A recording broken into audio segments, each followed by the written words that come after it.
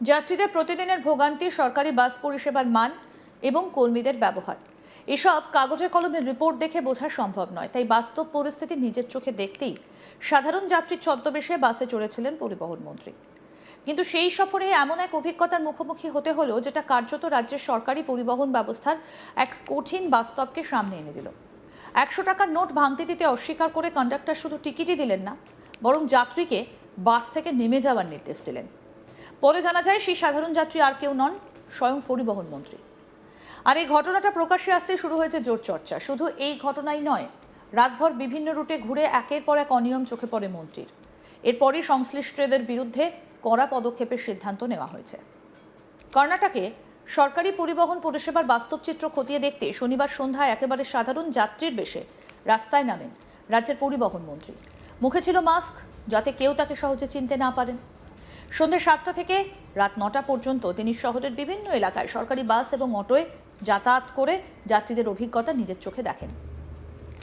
আর এই সময় তিনি Jayamahal, TV tower, আরটিনগর, CBI road, Hebbal, মান্যতা টেক পার্ক এবং হেন্নুর সহ একাধিক এলাকায় ঘুরে পরিস্থিতি পর্যবেক্ষণ করেন। এই পরিদর্শনের অন্যতম আলোচিত ঘটনা ঘটে একটা সরকারি বাসে। হেব্বল থেকে নাগা সেন্থিহল্লি যাওয়ার জন্য তিনি আরও একটা যাত্রীর সঙ্গে বাসে ওঠেন। কন্ডাক্টরের কাছে গিয়ে দুটো টিকিট চান। টিকিটের মূল্য মেটাতে পকেট থেকে 100 টাকার একটা নোট বের করে কন্ডাক্টরের হাতে তুলে দেন। সেই নোটটা দেখেই কন্ডাক্টরের মুখের অভিব্যক্তি বদলে যায়। কন্ডাক্টর স্পষ্ট ভাষায় জানিয়ে দেন তার কাছে কোনো খুচরো নেই, তাই 100 টাকার নোটের বদলে টিকিট দেওয়া সম্ভব নয়। তিনি যাত্রীকে ছোট নোট বা খুচরো দিতে বলেন। তখনও মন্ত্রী শান্তভাবে জানান তার কাছে কোনো খুচরো টাকা নেই। তিনি ভেবেছিলেন সরকারি বাসের স্বাভাবিক নিয়মেই কন্ডাক্টর ভাঙতি দিয়ে টিকিট দেবেন। কিন্তু যাত্রীর উত্তর শুনে আরও কঠোর হয়ে ওঠেন কন্ডাক্টর। নিজের ব্যাগ দেখিয়ে তিনি বলেন তার কাছে কোনো খুচরো নেই। এরপর কার্যত নির্দেশের সুরে বলে দেন যদি খুচরো না থাকে তাহলে বাস থেকে নেমে যেতে হবে। টিকিটও দেওয়া হবে না, ভাঙতিও দেওয়া সম্ভব নয়। সাধারণ যাত্রী হলে হয়তো এই পরিস্থিতিতে প্রতিবাদ করতেন, আবার কেউ হয়তো বাধ্য হয়ে বাস থেকে নেমেও যেতেন। কিন্তু পরিবহন মন্ত্রী কোনো পরিচয় প্রকাশ না করে পুরো ঘটনাটা পর্যবেক্ষণ করেন। তিনি বুঝতে চান প্রতিদিন সাধারণ মানুষ ঠিক কী ধরনের সমস্যার মুখোমুখি হন এবং সরকারি পরিষেবার বাস্তব চিত্র আসলে কতটা উদ্বেগজনক। আসুন ভিডিওটা আগে আপনাদের দেখাই, দেখুন।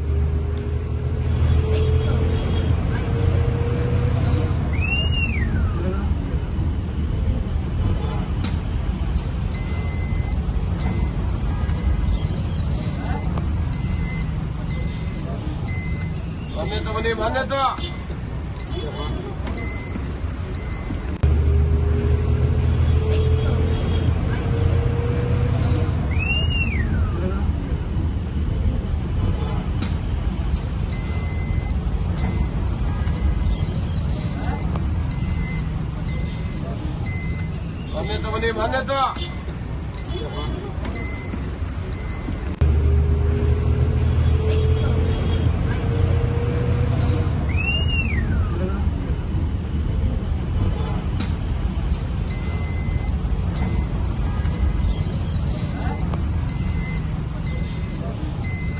मान्यता मान्यता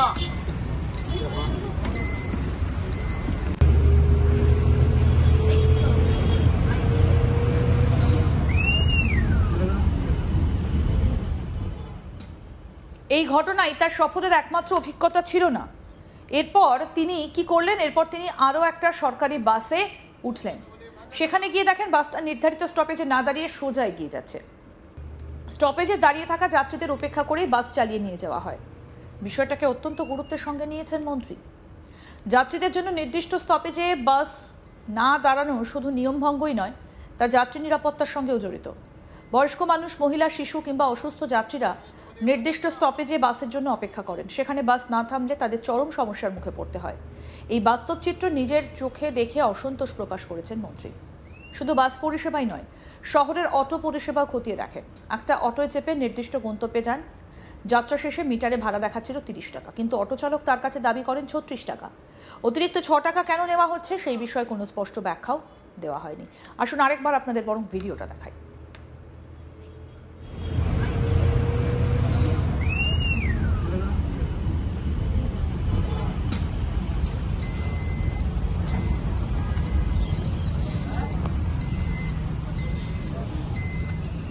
বলি মানে তো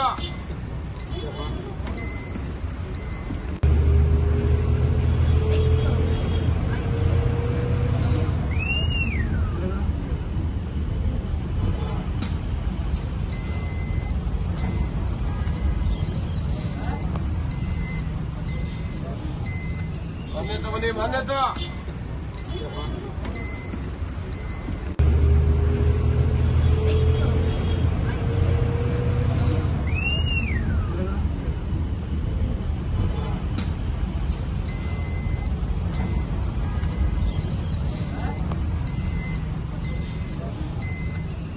বলি মানে তো